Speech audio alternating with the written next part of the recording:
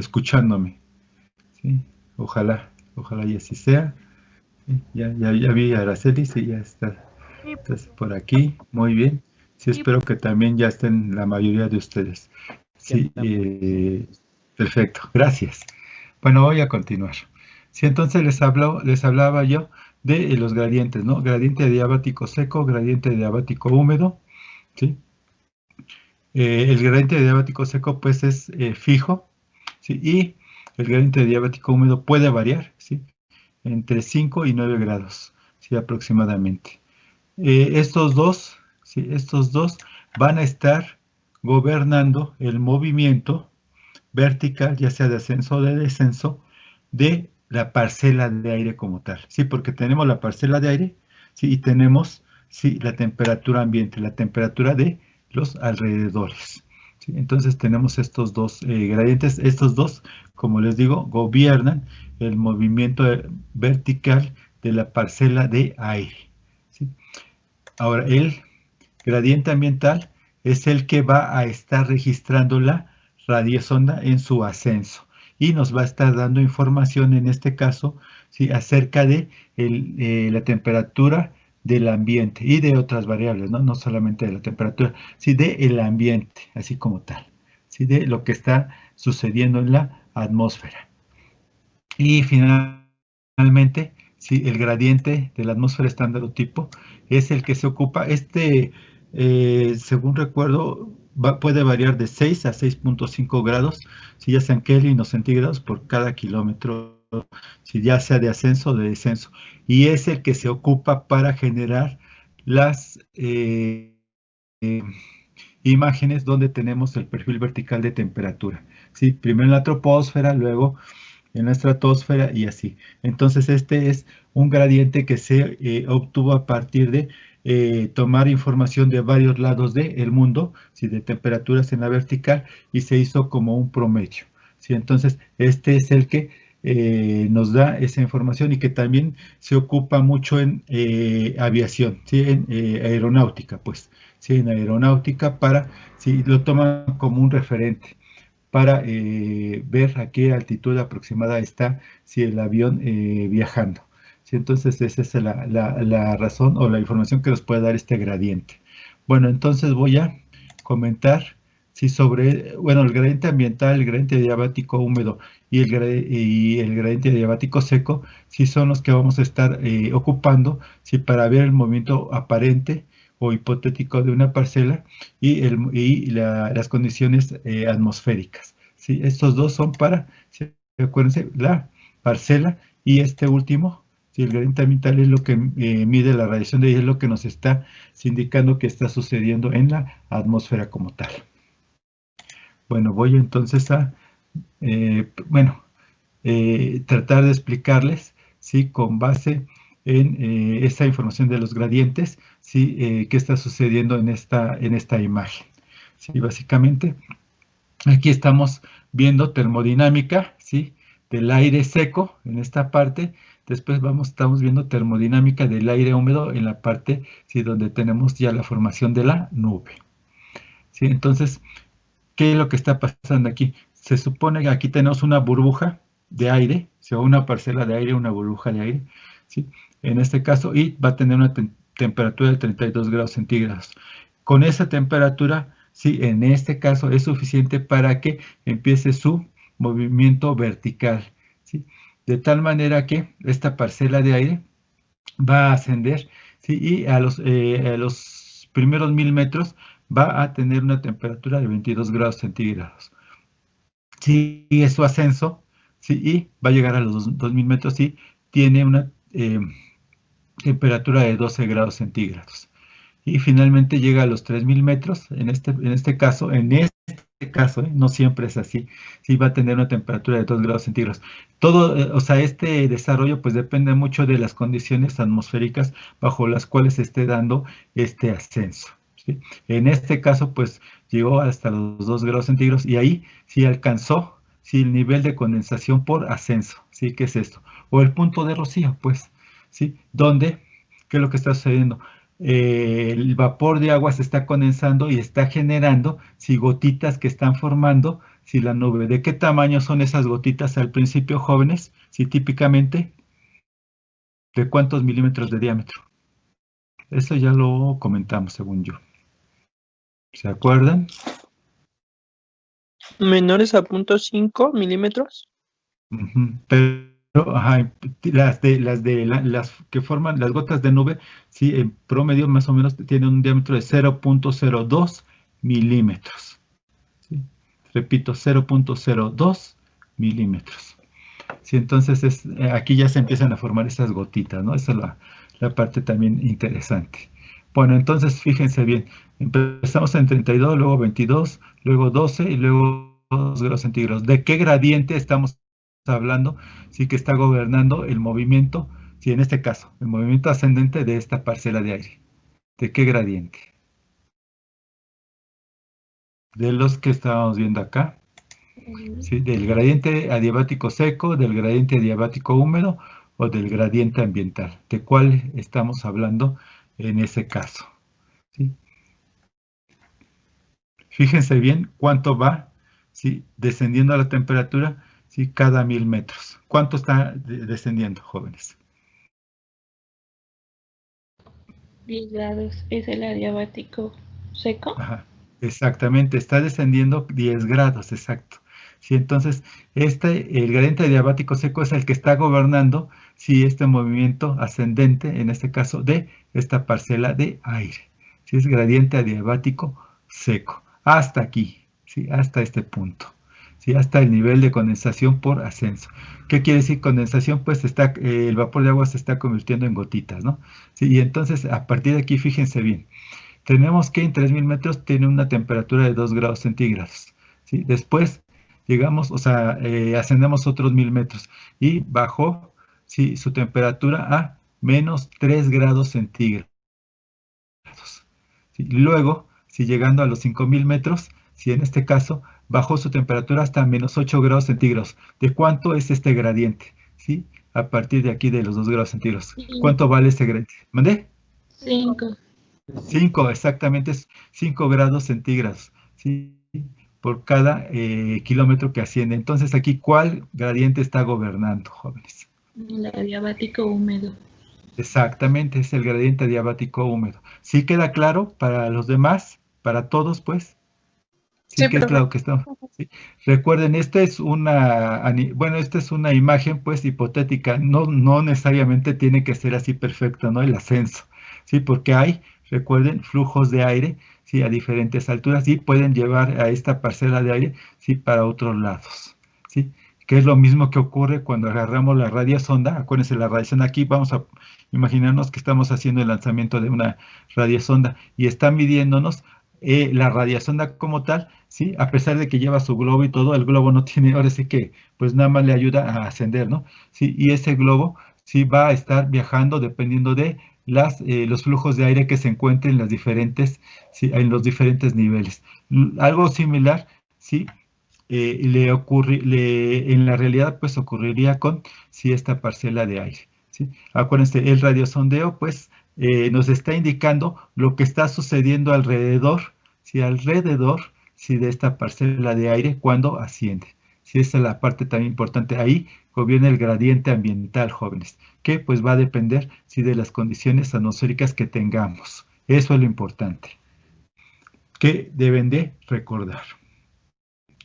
Bueno, y vamos a hablar ahora ya, sí, específicamente, pues hace rato hablamos de la termodinámica que sufre el aire húmedo saturado. ¿Sí? Primero el aire húmedo como tal, luego el aire húmedo saturado, y ahorita les voy a platicar sobre, sí, la termodinámica de los procesos pseudoadiabáticos, que es cuando, sí, hay cambios, sí, de la masa, sí, principalmente de una parcela de aire, dentro de una parcela de aire, pues. Sí, y para ello, pues, debemos de recordar, sí, en este caso, sí, los procesos de cambio, de agregación en este caso del agua, ¿no? De cristales de hielo, sí, a líquido y luego, pues, a gas, ¿no? Mediante la evaporación. Sí, En el caso de la sublimación, que aquí lo tenemos en la parte de arriba, el derretimiento, pues, si en este caso, o la fusión del hielo, también necesitamos aplicar energía, eso es importante, y en la evaporación del líquido a gas, en este caso, o sea, a vapor de agua, pues también hay que aplicar una cierta energía. Sí, y para los diferentes cambios, pues, por lo regular, ¿de dónde viene esa energía, jóvenes? Pues básicamente de la radiación solar, sí, en forma general, ¿no? Así ya en la naturaleza, hablando de esta situación, sí, va a venir de el sol. Ahora, cuando esta agua sufre los procesos inversos, pues va a liberar energía, jóvenes, ¿sí? Y ahora, ya hablando del ambiente, pues esto es muy importante, ¿sí? Tanto bueno, la absorción, por así decirlo, de energía y luego la liberación son muy importantes para la meteorología ya en el ambiente, ¿sí? Esa es la situación. Y pues también acuérdense que hay el calor sensible, ¿no? Que es cuando si hay cambio de temperatura, ¿sí? Esa es la situación, ¿sí? O sea, cuando, por ejemplo, tenemos no sé, un vaso con agua, ¿sí? O esa agua está en un recipiente que podemos calentar, sí, y que va cambiando su temperatura. A eso se refiere, pues, el calor sensible, y que ustedes ya lo manejan, ¿no? Sí, en sus clases de físico-química. Ok. Bueno, y entonces, aquí es la parte más importante que deben de considerar y deben de tener recordar, ¿sí? Que el calor latente como tal tiene una gran importancia, ¿sí? En la meteorología. ¿Por qué? Porque ya vimos hace ratito en la minilla anterior que para que se lleve a cabo, por ejemplo, la evaporación necesitamos energía, ¿sí? Y para la condensación, pues se libera energía en este caso. ¿Sí? Entonces, entre la evaporación y la condensación, pues el viento que tiene un papel importante, ¿no? En cambiar si ese calor latente, ¿sí? De lugar, ¿sí? De tal manera que puede en un momento dado dispersarlo, ¿sí? Concentrarlo en un lugar, o tal vez nada más transportarlo. Y todo esto es muy importante, o sea, es la formación, en este caso, de las nubes. Si las va a poder en un momento dado, ¿sí?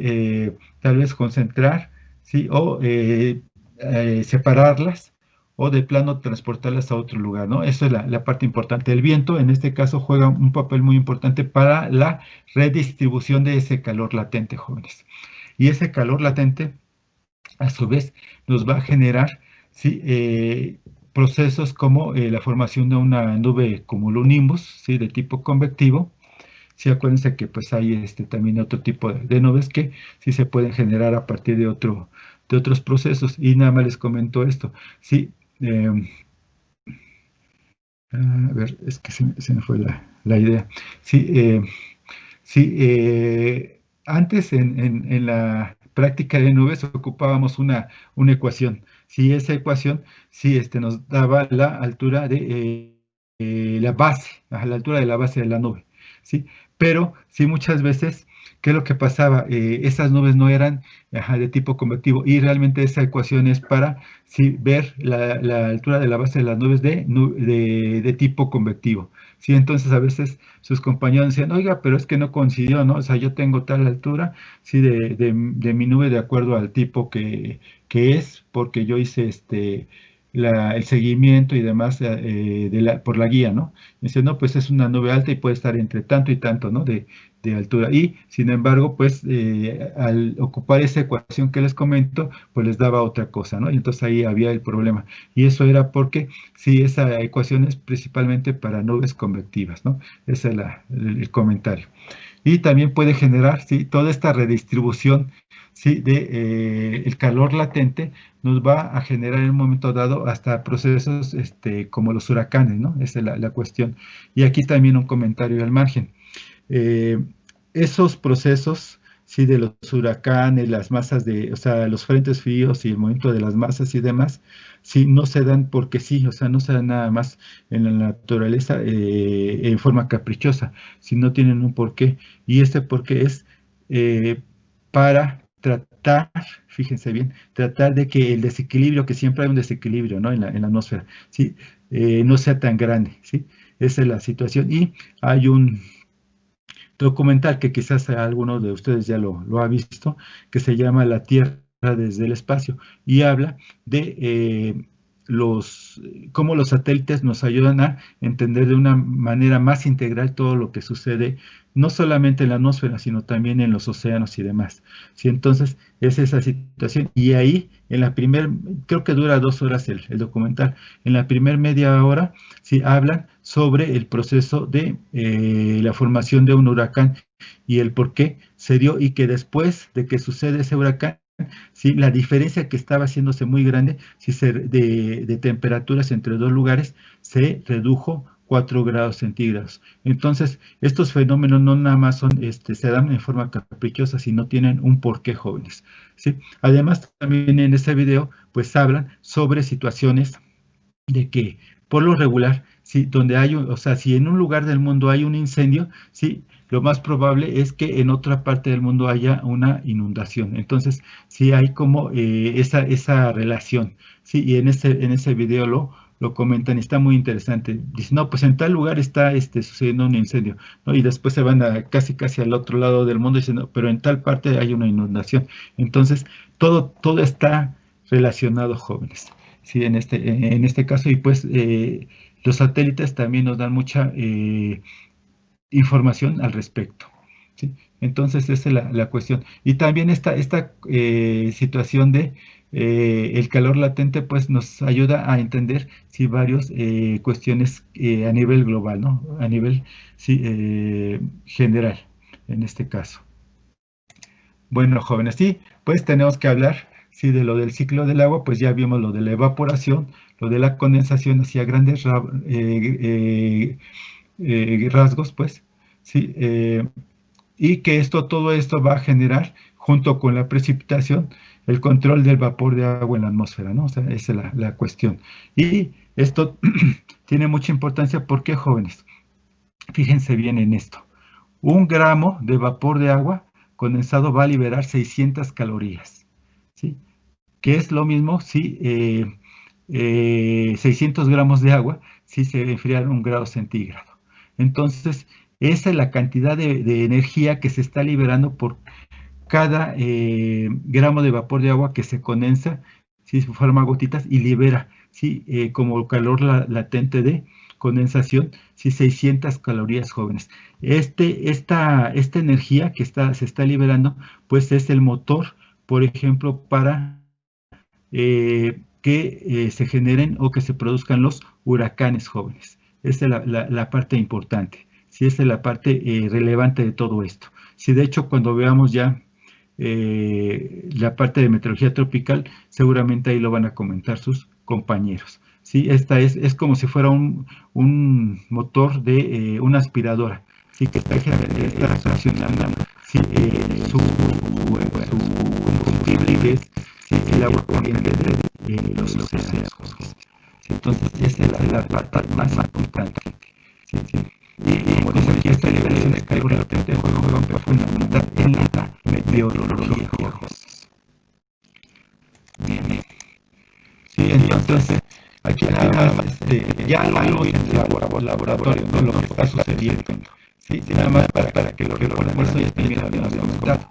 Sí, tal vez ahorita lo vamos a hacer un poquito más profundo. Sí, la explicación. Esto es en el laboratorio. Ahora lo que sucede, sí, en el ambiente, ya en la atmósfera, sí, en general. Aquí tenemos, sí, algunos ejemplos, sí, cuando en este caso hay un enfriamiento, o sea, que vamos de A a C. Y también hay ejemplos de lo que sucede cuando vamos o cuando añadimos vapor de agua, sí, a una parcela de aire, que es de A a B en movimiento. Bien, entonces vamos a comentar, sí, un poquito más a detalle, Jorge. Bueno, ahora sí.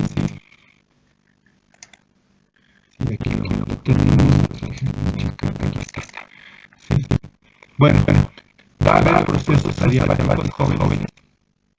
Sí, en el día, cuando tenemos un ascenso de una parcela, ¿sí?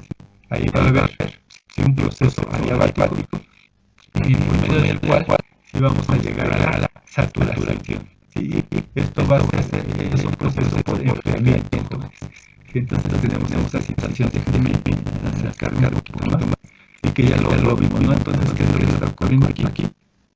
Sí, no hay cambio de energía de calor con el ambiente, sino simplemente por ascenso. ¿Qué es lo que está sucediendo con esta parcela de aire? Pues está aumentando su volumen. ¿Por qué? Porque la presión externa está disminuyendo. Acuérdense que conforme ascendemos, la presión va a ir disminuyendo. Entonces, el volumen va incrementando de esta parcela de aire. Entonces, este es un proceso adiabático que no tiene cambio con el medio que la rodea, sino simplemente por expansión.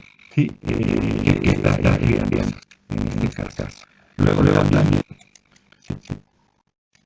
esto mismo puede suceder cuando tenemos, esto no lo hemos visto, pero nada más comento, esta, la parte de abajo, una masa de aire frío, si la parte izquierda es una masa de aire cálido.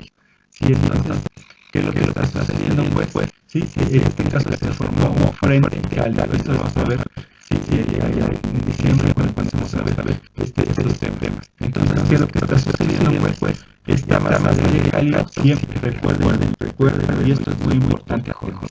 Sí, la masa de aire, por ser más ligera, es decir, menos densa, va a subir siempre, va a ascender. ¿Sí? ¿Qué es lo que está sucediendo aquí? ¿Sí? La masa de aire frío, es más densa, más pesada, siempre se va a mantener, ¿sí? Cerca de la superficie. Entonces tenemos esta situación. Y aquí también hay un proceso de tipo adiabático, donde está siendo forzada, si esta parcela de esta masa de aire pues a ascender. ¿Sí? Esa es la situación, lo que está ocurriendo en este caso. Entonces, esto también es un proceso adiabático en el cual llegamos a la saturación. Sí, se empiezan a formar nodos en este caso. Y pues ya vimos que son se van a asentar diferentes tipos de nodos. Si en este caso el ascenso es suave, pues es un ascenso suave y se empiezan a formar este tipo de nubosidad y tipos de nubes. En este caso, eso también es importante comentarlo. Bueno, ahora sí, para los procesos isobáricos jóvenes. Esto también ya se hace frecuente cuando vemos dinámica de cuál podría ser un proceso isobárico. Si tenemos, por así decirlo, dos casos. Aquí comentarles en la parte arriba del proceso adiabático. El primero se da pues siempre el día, ¿no? Sí, el ascenso y expansión de la masa de aire. Y la expansión de masa de aire, sí, en este caso, si se da tanto en el día, en la noche, no tiene que ser una hora, se puede presentarse a cualquier hora del día, en este caso. Ahora, los procesos isobáricos, sí, hay uno que se llama radiación nocturna, que es la primera imagen que estoy ahorita tratando de señalarlas en el cursor. Sí, entonces aquí lo tenemos. ¿Y qué es lo que ocurre en este caso? Bueno, vamos a verlo un poquito más a detalle. ¿Sí? ¿Qué es lo que está sucediendo? Recuerden, durante el día se está saliendo del suelo, si la radiación solar, sí, pues se está calentando y está también almacenando una cantidad de radiación. Se mete el sol, ¿y qué es lo que sucede después? El suelo como tal, de por sí siempre en el día estaba emitiendo un poquito de energía, pues durante la noche ya hacía su fuente de energía. Sí, que lo que va a suceder, o sea, el sol pues va a empezar a desprenderse, va a empezar a liberar, sí, radiación, sí, de onda larga, que también lo hizo durante el día, pero que se va a hacer más intenso, se va a empezar a liberar esa radiación de onda larga, sí, entonces va a llegar un momento en que ya agote, sí, su almacenaje, pues, sí, la que quiere almacenar, sí, que lo que va a hacer de una energía. Si con este sol después va a empezar a enfriarse, si va a empezar a bajar su temperatura. Si de tal manera era que las capas de la atmósfera que están cercanas a ella, pues también van a empezar a, sí, por contacto y demás, sí, bueno, eso le va a transmitir si su temperatura a estas masas de aire cercanas. Sí, por lo tanto también van a empezar a bajar su temperatura. Sí, entonces, ¿qué es lo que va a hacer? Pues van a llegar a un momento en que van a llegar a la saturación. Sí, el vapor de agua que contenga estas masas de aire o parcelas de aire, pues va a empezar a condensar. Sí, va a empezar a formar rocío. Sí, sí. Y si no hay viento, si no hay viento, normal.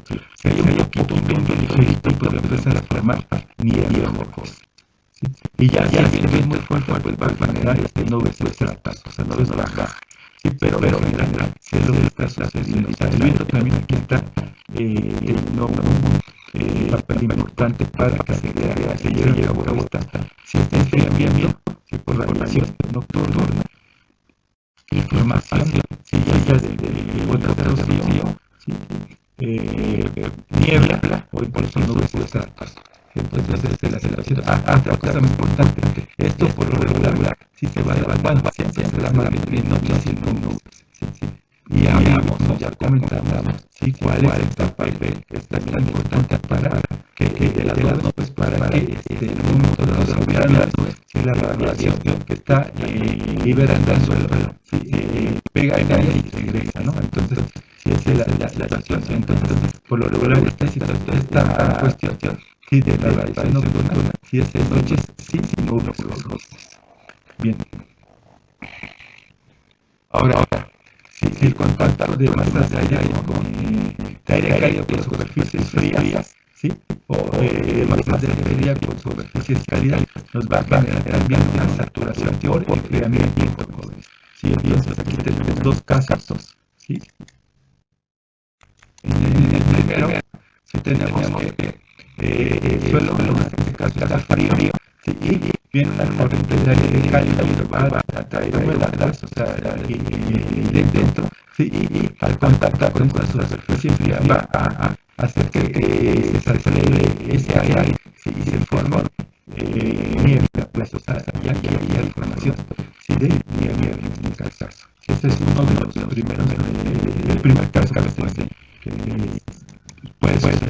Otro es cuando tenemos, si en este caso el agua, sí que está cálida, sí, con respecto al aire, y al aire pues está liberando vapor de agua. Llega el aire frío, pues baja su temperatura, de tal manera que se vuelve a formar niebla, o sea, se vuelve a llegar a la saturación, sí, por enfriamiento, y por lo tanto se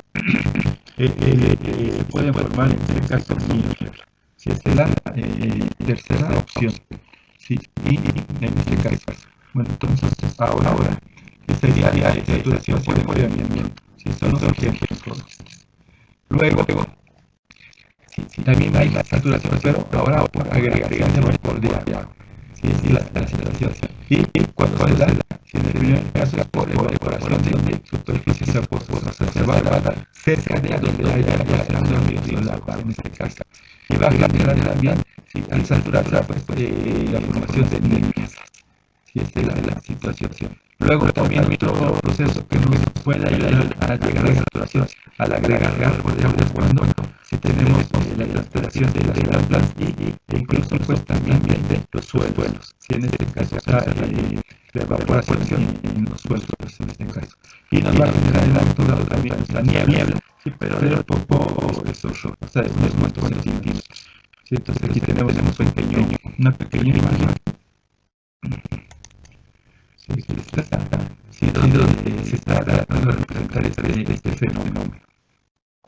Bien, jóvenes, ahora viene, si algo tal vez les causa un poquito de ruido, pero sí es importante comentar la evaluación de la precipitación, o sea que si en ocasiones cuando el suelo está, llueve y el suelo está muy caliente, si aquí lo hacen sucede con un cierta regularidad durante el verano. Sí que lo que va a pasar con esas masas de agua empiezan a evaporar rápidamente. Sí, pueden empezar a saturar sí, el ambiente que está cercano a este lugar donde lo vio. Sí, esta es la primera forma en que se puede llegar a la separación de la evaporación de la lluvia. Y otra, sí, es cuando tenemos, sí, nuevamente lo que se llama nosotros, sí, que es la interacción entre una masa de aire frío y una masa de aire cálido. Si nuevamente en cuanto vasos de jóvenes, pues la masa de aire cálido asciende y empieza a condensar, forma una nube y muchas de las veces pues empieza a llover. Sí, y entonces, ¿qué es lo que sucede? Pues se va a formar aquí. Sí, bueno, se van a evaporar primero las gotas de lluvia y luego van a condensarse pequeñas gotitas que van a formar la nieve. Y me van a decir ustedes, pero si resulta que el aire cálido tiene la lluvia, pues sí, con cierta temperatura, y después llega el aire frío, se van a hacer gotas, la cuestión lógica. Pero aquí sí hay otro factor que es muy importante, que no debe perder de vista. Que es la buena calidad como tal, pues es un número. Pero el aire frío sí tiene la característica de que es seco. Sí, por lo regular. Entonces, ¿qué es lo que sucede? Pues resulta que estas gotitas de agua se van, por esa carga que tiene el aire frío, se van a empezar a evaporar. Si se van a empezar a evaporar, se van a empezar a formar vapor de agua en cascas, y después, sí, van a empezar a condensarse para formar lo que es la nieve. Entonces, aquí en este proceso hay que tener mucho en cuenta. Así que no solamente las temperaturas se van influyendo, sino también la humedad, la humedad que tiene la masa de aire cálida y la masa de aire frío. Sí, la humedad, o sea que en el caso del aire frío es muy poca la humedad, y el aire frío es seco. Sí, entonces por eso se produce ese fenómeno. De esa manera se explica, pues. Sí, entonces esa situación. También otra forma de agregar agua de llegar a las temperaturas es cuando hay interacción entre dos masas de aire. Esta imagen lo que quiero resaltar, interacción entre masas de aire cálido y un húmedo entre masas de aire frío. Así que al contactar, pues al empezar a interaccionar, pueden formar nieve. Esa es la situación, jóvenes. Esos son los ejemplos que quería contar. Bien. Bueno, ahora vamos a pasar. A ver. Nosotros, hasta aquí, anteriormente estábamos viendo esto hasta abajo, aquí donde está mi cursor. Déjenme poner aquí. Aquí donde está mi cursor, esta parte la estábamos viendo. Básicamente de gas a líquido. Pero pues también aquí vemos que las otras interacciones, bueno, los otros estados de agregación, y cada uno de estos líneas pues nos está representando el camino de fase. En este caso para el agua específico. Y pues porque aquí viene a colación esta imagen, pues vamos a comentar brevemente, les digo brevemente, lo que es la ley de Clausius-Clapeyron, jóvenes. Sí, entonces, ¿qué tiene que ver con esto? Pero antes les digo lo siguiente. Si tienen como tarea investigar qué es la evapotranspiración, y lo van a entregar esta tarea, sí, de hoy en 8. ¿Sí? Por cierto, quizás, bueno, tenemos ya programado el examen para la siguiente semana, les aviso, ¿sí? Para que no lo pierdan de vista.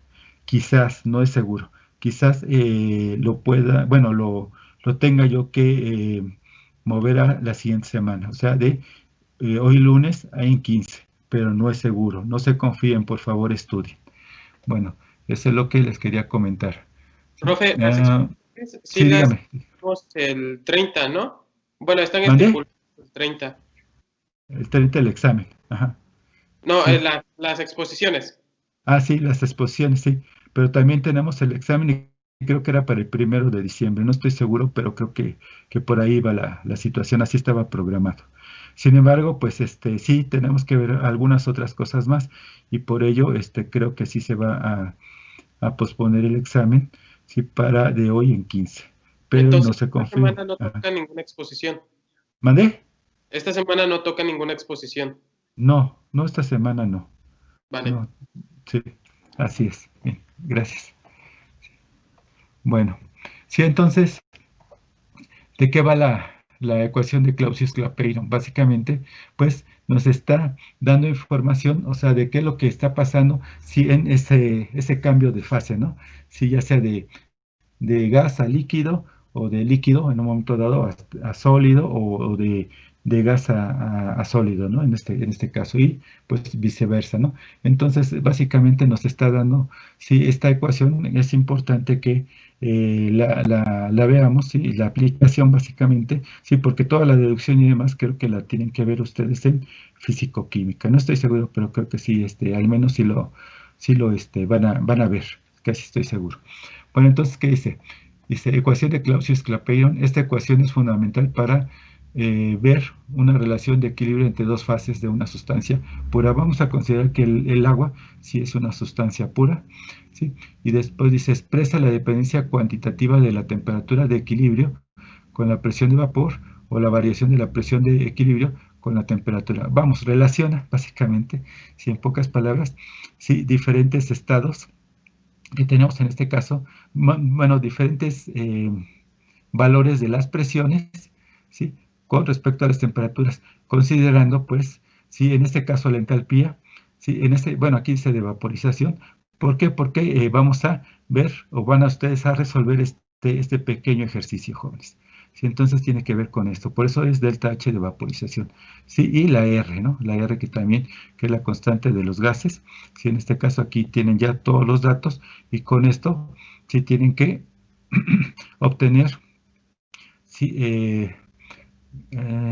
tienen que obtener la presión de vapor del agua, pero a 85 grados centígrados, jóvenes. Sí, entonces esa es la parte importante. Aquí las presiones que están puestas aquí son presiones de vapor, sí, en este caso. Entonces, esta es la otra tarea, ya van dos tareas en este caso, o bueno, dos ejercicios. ¿Sí? Buscar qué es la evapotranspiración. ¿Por qué es importante que sepan esto de la evapotranspiración? Resulta que, sí, más adelante, no sé si el siguiente semestre, van a ver si esto de la evapotranspiración ya en un ejercicio y ya más aterrizado. ¿Sí? Eso es importante que lo revisen. ¿Sí? Y esto de la ecuación de Clausius-Clapeyron, pues también es importante que al menos sí, sepan sí, cómo pueden ustedes ocuparla. Bueno, y luego viene este término, dice temperatura equivalente, ¿no? Este término, sí, vimos en el listado que les mostré, que ahí dice temperatura potencial equivalente, ¿no? O sea, ¿y de qué va o qué significa, no? Bueno, entonces, les voy a explicar mediante estas imágenes, sí, a qué se refiere. Bueno, déjenme checar. Todavía tengo un poquito de tiempo. Tenemos una parcela de aire, aquí la tenemos. Tiene cierta cantidad de vapor de agua, ¿sí? Está a cierta altura y demás. Sí, cierta presión, cierta temperatura y demás, aquí la tenemos. Ahora, si esta parcela de aire la ascendemos, ¿sí? A una altura en la cual ya tiene adentro lo que son gotas de agua y cristales de hielo, ¿sí? Y pues también va a tener cierta cantidad de vapor de agua. Aquí ya se liberó, ¿sí? En este punto, ¿sí? Arriba, en esta parte, sí, ya se liberó calor latente de condensación, jóvenes, ¿sí? ¿Y qué vamos a hacer como siguiente término? Aquí en este punto es la misma parcela sí, la misma parcela y demás, pero aquí vamos a hacer, ¿sí? Hipotéticamente, esto es todo hipotéticamente, ¿sí? Que todo lo que se formó de cristales de hielo y de gotas de agua. Acuérdense que las gotas de agua no son como una lágrima, sino que son planas de la parte de abajo. Y ya saben ustedes el por qué, por la cuestión de que sufre fricción cuando entra en contacto con el aire, ¿no? O sea, por su descenso, en este caso. Entonces, todos estos cristales y estas gotas, ¿sí? Se salen, se liberan de esta masa de esta parcela de aire, o sea, de esta burbuja de aire. ¿Sí? Entonces todo se libera. Y entonces, ¿qué queda aquí? Pues queda pues vapor de agua, claro está, y también, sí, va a quedar todo el calor latente, ¿sí? De condensación, aquí contenido, ¿sí? ¿Y ahora qué vamos a hacer? Pues ahora vamos a bajarla, ¿sí? Hipotéticamente a sus condiciones iniciales, ¿sí? Entonces, ese calor latente de condensación, ¿sí? Va a ser ocupado, ¿sí? En este caso para aumentar su temperatura. Y a eso se le llama temperatura equivalente, jóvenes. ¿Sí? Ese es más o menos el término o ¿sí? La definición. ¿Sí? Y luego, ¿sí? Tenemos otro término que se llama temperatura potencial equivalente, que es la que viene en las columnas que les mostré, ¿sí? Que vienen reportadas en los datos del termodiagrama. Pues resulta que después no nos vamos a quedar a la misma altura. Dígame. ¿Puedes Adelante. repetir otra vez lo que dijo de la temperatura equivalente? Ajá, sí. Esa temperatura equivalente es aquella, sí, que va a tener esta parcela cuando lleguemos o sea, la bajemos a sus condiciones iniciales, sí, pero debido a, sí, que tenemos aquí el calor latente de condensación, pues este calor latente de condensación va a ayudar a que su temperatura, ¿sí? de esta parcela incremente. Sí, entonces a eso se le llama temperatura equivalente. Y sí, para la temperatura potencial equivalente, esta es temperatura equivalente nada más. Ahora, si a esta misma parcela la bajamos, ¿sí? A la presión de 1000 hectopascales, ¿sí? Ahí ya se va a llamar, si nada más por ese movimiento, temperatura potencial equivalente. Si esa es la definición, ¿sí? De temperatura equivalente por un lado y de temperatura potencial equivalente. ¿Sí? Y vamos a ver las definiciones como tal. A ver, ahí está. ¿Sí? Temperatura equivalente, fíjense bien lo que dice. Es la temperatura que tendría una muestra de aire si todo su calor latente fuera convertido a calor sensible por medio de una expansión pseudo-adiabática. Y aquí dice entre paréntesis, donde hipotéticamente se pierde agua por precipitación de gotas o cristales de hielo, a baja presión y temperatura, o sea, en altura. Y luego, ¿sí? Dice, seguido de una compresión adiabática seca hasta llegar a su nivel de presión inicial. O sea, cuando la bajamos. ¿Sí? Hipotéticamente la bajamos a sus condiciones iniciales. ¿Sí? Entonces, esa es la temperatura equivalente como tal. ¿Sí? La definición, pues. Y de temperatura potencial equivalente, lo siguiente, es el mismo procedimiento que en la temperatura equivalente, pero el descenso se lleva hasta los 1000 hectopascales. Esa es la diferencia, ¿sí? Entre una y otra. Sí, así es de sencillo, por así decirlo, sí, esto de la temperatura equivalente. No sé si quedó más o menos claro o si tienen alguna duda, jóvenes. No, profesor. ¿No? Sí, muy bien, gracias. Bueno, entonces, sí, hasta aquí sería el tema de termodinámica del aire húmedo. ¿Sí? Entonces, pues nos queda, sí, no, pues nos queda bien poquito tiempo. Ok, pero bueno, sí, vamos a empezar así rápidamente, sí, a ver, sí, lo que es el principio, sí, de la práctica, jóvenes. Sí, y para lo cual, pues, bueno, les pedí que hicieran algunas impresiones, pues, que sacaran algunas impresiones, sí, de la información, sí, que es el complemento. Bueno, aquí está, déjenme compartirla con ustedes porque creo que no está compartida. Déjenme, ay, ¿dónde está? Creo que aquí está. Sí, creo que ya le están ustedes observando. Ahorita nada más déjenme. Ay, esto no me da chance. Ay, quiero moverla. Bueno, ya la están viendo ustedes. Es lo importante, pero no me dejó moverla. Y ahí como que se encaprichó y no me dejó hacerla hacia un lado ni nada. Mover aquí está, a ver si. No. Ah, bueno, ya está. Ya me dejó. Sí, es que yo la veía muy, muy pequeñita. Sí, entonces, pues, aquí, en esta práctica, Sí, es la práctica 6, disculpen, ahí me equivoqué. Es del termodiagrama T oblicua.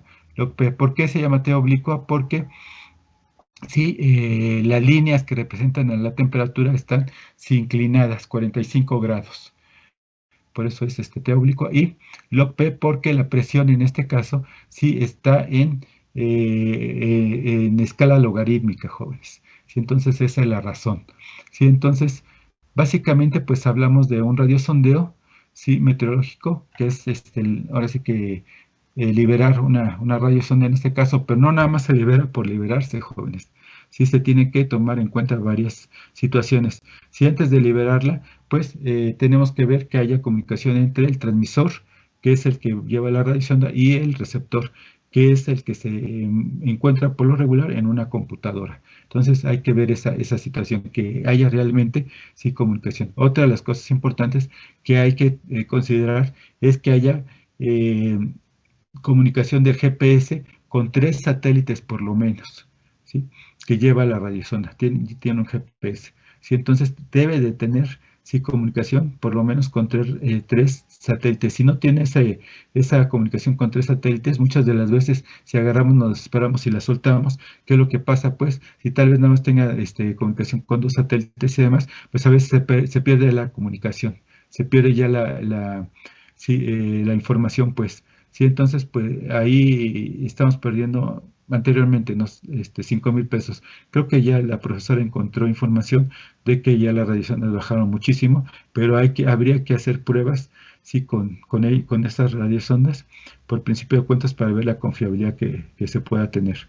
Sí, esa es una de las cosas importantes que hay que considerar y ver si realmente están respaldadas, en este caso por la autoridad, en este caso por la Organización Meteorológica Mundial, si ya autorizó el uso de las mismas. Esa es la situación.